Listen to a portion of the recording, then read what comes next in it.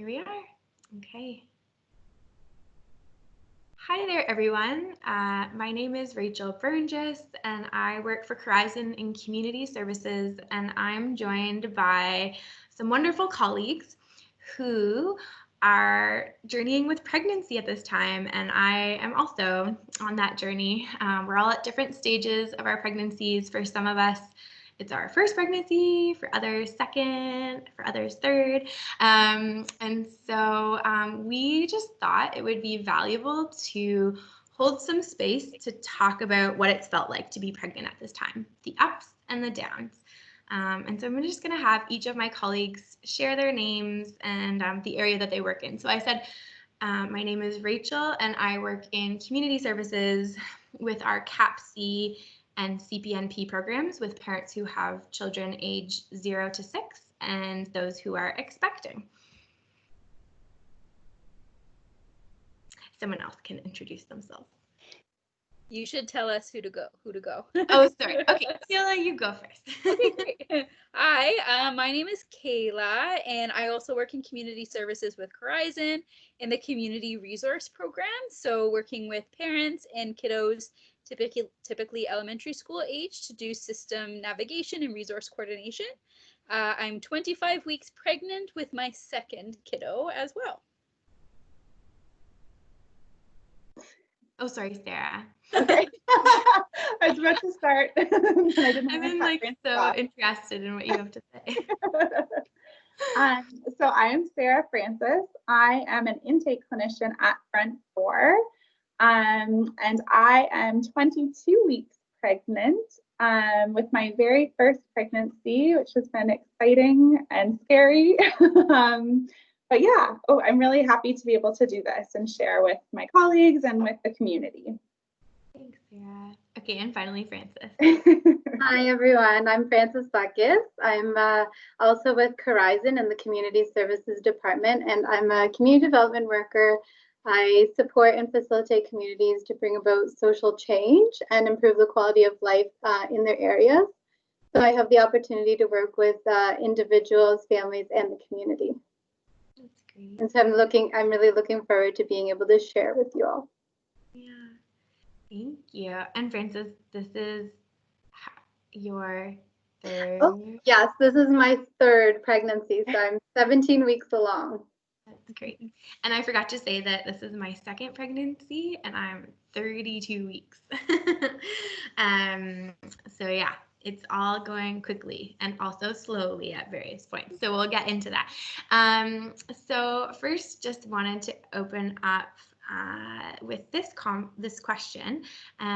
What have been some of the challenges of being pregnant at this time? So I'm just going to put that question out there, and whoever wants to start responding, go for it, and then we'll each respond. Challenges of being pregnant during this time. I think for me, it was really easy, unfortunately, to think of challenges as opposed to like strengths or silver linings. So just putting that out there, maybe honestly. I find pregnancy in general is really hard and very scary at times and very taxing emotionally, psychologically, physically, of course. So in addition to sort of all of those changes, having to kind of manage and think about and put time into worrying about what's sort of going on in the pandemic state has been particularly taxing for me. So just, as far as examples go for me, like the idea of when I leave my house, just having that added fear or concern, having to take extra health precautions and still not knowing kind of things you didn't have to think about before, like going to the grocery store just to get food or supplies. It's just like an added layer, I think, on top of everything else. So that's been particularly hard. And for me, as someone who really likes to have answers or to know as much information as possible, I've really struggled with just not knowing and not really being able to find obviously a lot out there about COVID-19 just because it is so new, and having to sort of sit in that space of what would that look like if I were to catch the virus? What would that look like for my baby if I were to get ill? Or once baby comes, what does that look like for someone with a brand new immune system, and all of those sorts of pieces? So I personally have just found it's very hard to kind of separate that out, to make time for some of those thoughts, but then also know that those things are sort of out of my control. So trying to find that balance, I guess, is kind of where I'm sitting with that piece. Kayla, so much of what you said like resonates with me. Like everything, I was like, yep. I think for me, like this being my first pregnancy, at times, like I felt like I don't know any different than this. Like I don't know, other than obviously, like I am in midwifery care, and the like visit schedule is different, like when I can go and see the midwives. So that was something that I was really disappointed about initially, just because I was so excited about like a different kind of care through midwifery practice, and I kind of felt like that was being taken away from me a little bit. But other than that, like I've just sat with like what else do I need to consider, because I don't know what this process typically looks like or feels like, or what things am I not being offered that I would typically be able to participate in, or be in community even with like prenatal groups and stuff. So that has just kind of left me feeling a little bit, I guess, like indifferent sometimes, and then confused. So yeah, that has been interesting to navigate. And then I think it was like the like you said, Kayla, the different information we are getting about pregnancy, and pregnant women are faring really well, and their immune systems are really doing a good job at protecting themselves and babe. And then you'd read another article, that same day about the opposite being true, and just trying to figure out like, what do I do with this information? And then when you talk to a healthcare professional, they don't really have any answers either, because no one really knows. So that also has been really scary. I think another piece that has felt challenging is like not being able to share this journey with my friends and my family. Like I'm sending pictures, and like people are seeing me like over Zoom or virtually, but it's so different than being able, like it's just not what I in my head imagined pregnancy would look like, and how I can share that time. So that's been challenging, and has left me kind of feeling sad a lot of the time, to not be able to share that. Those are the like two thoughts that pop up for me right away, on top of everything that Kayla already shared. Yeah, thanks for sharing. Frances, what about for you? I can certainly echo both what Kayla and Sarah said. Both of those things really resonate for me as well, and just putting extra thought into when I do go out, what that looks like, and the safety, just some of the risks involved, or the information or the little information that we know about COVID and prenatal, and then just being able to share that joy and just the pregnancy with family and friends and our loved ones, and how we're able to do that at this time, and doing it a little bit differently. Yeah, exactly. It's tricky when you want to be informed, and you want to be making good decisions for your body and for this growing little person in your body, but it's not readily available because it's emergent, and folks are still researching and trying to figure it all out. So hard to feel confident in being able to make the best decisions. I echo all that's been shared, particularly the community piece. I've said over and over again how I'm really grateful this is my second pregnancy, because just like showers and like things that that are really lovely to share in community. Not that it's not possible virtually, but that has felt like a missing piece to be able to share one's growing belly, and for people to, if you feel comfortable, I do like for people to just like feel the baby moving and that sort of thing. So yeah, those have certainly been challenges, as well as just trying to navigate with wisdom. with wisdom, but not with a spirit of fear as well, right? Not wanting to be filled with anxiety, because that's also not helpful for the baby. So it's a balancing act. But I think we're all allowed to feel the things that we feel in the midst of it. So hopefully, if you're listening, some of those pieces resonate, and we just want you to know that you're not alone in feeling those things. I'm going to shift us into thinking about, unless there's any more challenges. I was just going to say, Rach, one thing that just sort of popped up to me, which has definitely been on the forefront, is again, like this being, I think that this would be true regardless of what pregnancy you were in, first, second, third, 15th. But for Phil, like for my partner, like he hasn't been able to be involved really at all in this pregnancy in terms of like going to appointments with me, all the ultrasound appointments, which is something that he was really looking forward to. So I think like kind of like helping him and supporting him has felt important but challenging sometimes, and kind of like he's like mourning a little bit the loss of that piece of being connected to the pregnancy that I think is so important. Like I feel lucky, I get to feel like the baby moving around and kicking, like I'm so connected, where like he's working so hard to be connected, but he is feeling a sense of like disconnect to the pregnancy. So that also has been like a sad challenge to sort of navigate during this time. Mm-hmm. Thanks for sharing that, Sarah. That's so important, right? Like we don't do, yes, our body is doing the bulk of the work, but we do this in community and often in partnership if we're blessed in that way. And so that is like definitely a missing piece for them. I can totally see how they would feel that way. And another thing that I thought of too is just juggling pieces. So for those of us that have toddlers at home or other children that we're trying to support who are school aged and they're needing to do schooling online, and it's the fatigue and like all of the physical pieces that come with growing a baby, regardless of COVID, and then adding in trying to balance all of that at home, all of the multiple roles that we're all juggling. Is extra tiring sometimes.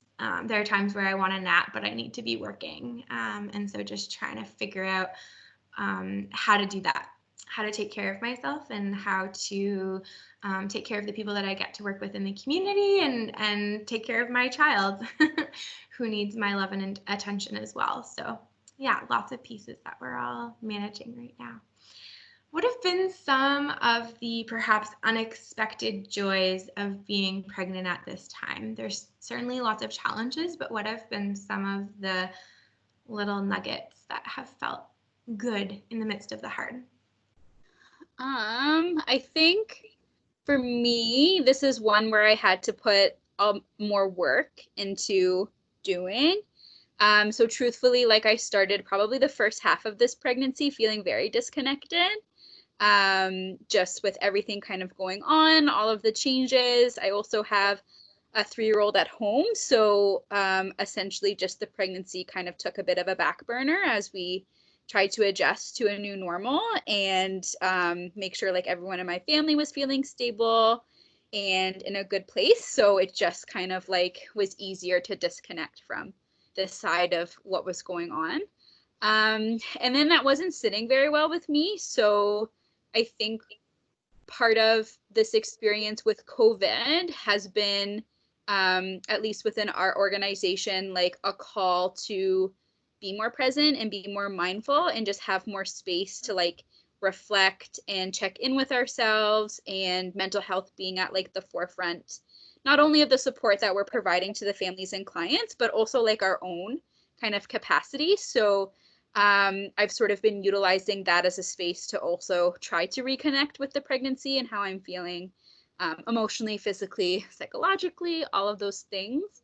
And in part of that, I think it's kind of just opened up doors to be more vocal with colleagues and friends and to like seek out that support as part of my mental health and how I'm kind of managing. And I feel very grateful that there are so many other women in our organization right now who are sort of sitting in a very similar boat by growing humans, that we can kind of create a space to talk and share in that way. And then even out in community, when you see different mamas who are expecting, like I feel a sense of camaraderie that I think goes beyond maybe what I would have felt not in a COVID state. It's kind of empowering just to sort of sit in a space of like not knowing someone, but like, wow, having a lot of respect and pride and kind of like seeing, I don't know, just like this is really hard and I can empathize with that, and like good for you. Even if I don't know your name, good for you that you're also sort of managing and navigating that. So it's been like connecting and disconnecting at the same time, I think, for me. Thanks, Kayla. Yeah. I think one of the things that popped up for me with this question is I had about a month of time where Phil was off work due to COVID. So he was home. And although I was working, it was really nice to just have that extra time with him that we don't typically get. And he made lots of food for me, which was wonderful. And just sort of to be connected in that way. Like we would never have had that much time together normally if it wasn't in the middle of the pandemic. So that like I held on to that because like you, Kayla, I found early on in the pandemic, I was so stuck in the negative and the challenges and what was hard and what I didn't like that I, you know, kind of quickly, well, not really quickly, but I did realize that I needed to do more work on like, what am I grateful for? And like staying in that mindset as much as I can just for my own mental health. So I really have tried to stay in that space while also acknowledging like my feelings of like sadness or disappointment or frustration. Like those are also valid, but just for me, like it was really important to also say yes and then like these are the things that I'm so grateful for, and things that came up were like, for the most part, like although it's been hard and tiring, I've had a healthy pregnancy. You know, I haven't needed to go to emerge or, you know, to have to also juggle that worry about having to go and you know, be worried about, am I going to be exposed if I go and get the care that I need? So just staying really positive and happy and grateful for a healthy pregnancy, a supportive partner and family, even if it's remotely or like, you know, at a distance. I have so much to be grateful for. So it has really, I guess, to sum it all up, like it has forced me to really be intentional about thinking through what all that I have to be grateful for. Mm-hmm. Great. What about for you, Frances? For me, some of the unexpected joys have been being able to connect more virtually. I've been finding myself connecting more with family, friends, and community throughout, and being able to just make those connections and be able to share in some of the joys that way. And another thing that really stands out for me is, so some of the resources that have been shared through social media a few weeks ago was maternal mental health awareness. And there was this acronym shared NEST that stands for nutrition, exercise, sleep. What was the other one? Time for self to do something, and support, building a supportive network. So that was something that really resonated for me, just to be able to slow down and reduce stimulation and be more present. So I've really taken that acronym and have been finding myself doing more of those things during this time. That's so great. Thank you all for sharing those different things. Yeah, they resonate, and they are things that I have found to be unexpected joys as well. One other that I'll add. So I mentioned that this is my second pregnancy, and I have a toddler at home. He's 21 months, and so although it's been a challenge to balance childcare and work and all of these different responsibilities, also it's created this kind of like this like cocoon of space with my own family, where we are spending so much time, my partner and I, caring for our son and having time with him that we wouldn't have had otherwise. And so even though that does bring challenges, we've kind of just embraced it as a real gift, prior to this baby joining us, to have all this time with him, because it's going to be a huge transition for him to be a big brother and have this other little person come in, and suddenly the world isn't going to be all about him anymore. I think it will be exciting, but also devastating. So I think, yeah, just having this time together as a family has been an unexpected joy for us. And yeah, trying to find, as others have said, like creative ways to engage my community, virtually, and having physically distant walks with others, and just figuring out, and all of us, it's a continuum of response in terms of what we all feel comfortable with. So I think I just want to name that too, that in the midst of this pandemic, that we're all landing in different places of what we feel comfortable with in terms of, regardless of pregnancy or not. And so trying to honor what feels good for me and for my family, but also helps me to feel connected to others. So there's been some really rich connecting points as well.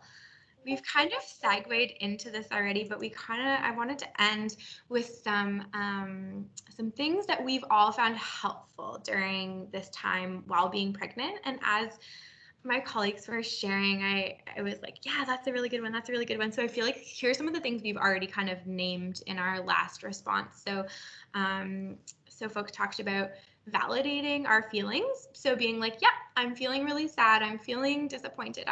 And like letting yourself feel that. And like, that's okay. Like you're allowed to feel that way, whether it's comfortable or uncomfortable. Gratitude, I heard that. So, with intention, trying to focus in on, yes, there's lots that's frustrating and hard right now, but is there one or two things I can be thankful for today? And I've found a gratitude journal to be a helpful practice throughout this time. So perhaps that's something you could try. Just trying to stay positive. I heard that. So even though I'm feeling a lot of hard things, I'm choosing to be positive in this moment. I'm choosing to take it one step at a time. And then I also heard focusing on mental health, like making that a priority and being like, okay, what do I need for my mental health? Maybe we can say a little bit more about mental health. And then the last thing, Frances shared a really wonderful acronym, NEST, and how that's been helpful for her journey as well, and focusing on each of those pieces. So those are things that I've already heard named. But are there other pieces or maybe more to say around mental health or anything else that's been helpful?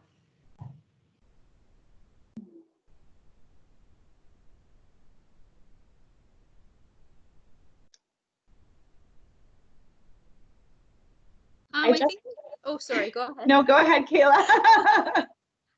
Yeah, I think it's all related and definitely mental health based. But so for me, I'm someone who, it's easy for me to put my own needs again kind of like on the back burner, or just to shift focus to caring for my kiddo, supporting my partner, putting my whole self into work, and decompartmentalizing that way. And so something I've really had to work on, and I'm grateful that I have, is taking the time for myself. And if that means like reading a chapter or two from a fictional book just to sort of escape a little bit, or as tired as I am at the end of the day before I conk out on the pillow, like having at least 10 minutes to just sort of reflect and rest my mind before I rest my body. And just, yeah, personal time for me is not something I would have done, or it's easy for me to do, but has been particularly helpful. And even just to frame it as like, this is something that I need, and this is something that's good for the baby growing in me as well, because mental health is so connected to the little ones in us. So that's been like a good shift to sort of help me push myself to do that and to take that time. And I've definitely noticed that that's been, as crazy or cuckoo as like everything is right now, just like that can be really grounding and settling to do. Kayla, we're totally on the same mind. Because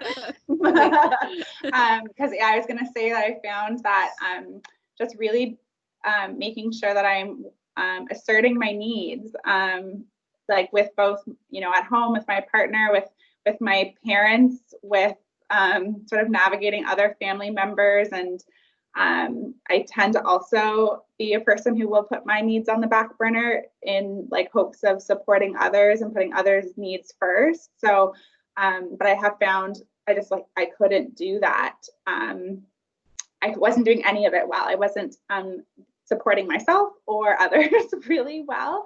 And then when you have a job, as we all do, where we're needing to support people in the community and people we're working alongside, like it was just too much. So I found that I actually shifted easier than I ever have before to say like, I really can't take this on right now at work, or I'm needing to take some time. Like I've taken actual days off when I need to, which I typically wouldn't do.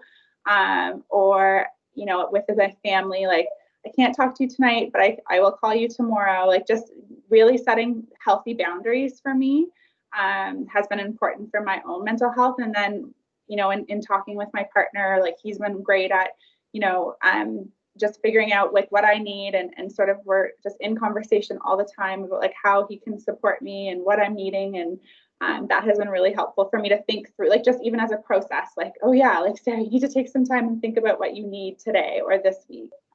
So yeah, that's been really important for my own mental health and navigating this time for sure. Mm-hmm.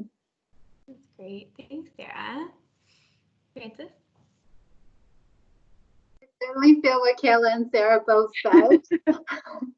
Yeah, that's great. Well, hopefully there's some things that resonate with you as you're watching this. A couple of other things, like just hobbies and like tangible things. So even like when I have felt like I've had the energy, like I made applesauce the other day, or like just little tangible things like that, or working in the garden, or I've been drawing. There's like some great tutorials on YouTube. You can just do little doodles, or just hone in on a new skill. And that can be it can feel meaningful, like a good way to take care of yourself.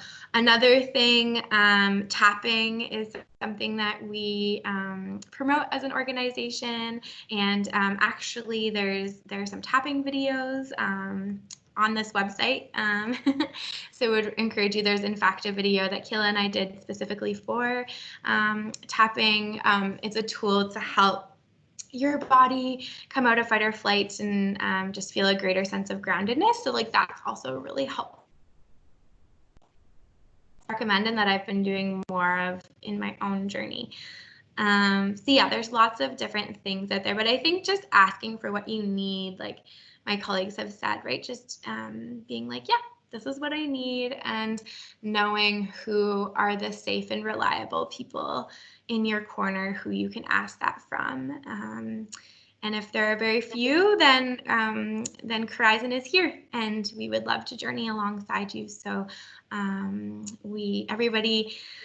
It takes a village to raise a child, but it also takes a village to raise all of us, right? It doesn't just stop when we grow up. And so wherever you are right now, as you're watching this, we hope that there have been pieces that have resonated with you, that you feel seen and validated in the challenges that you're experiencing, that you are still finding some little moments of joy along the way, and just that you know that you're not alone in this. So be kind to yourself. Thank you so much to Sarah and Kayla and Frances for their time and energy and insights. And blessings over the rest of your pregnancy. And you too, Rachel. Thank you. Thank you, and bye-bye. Bye now.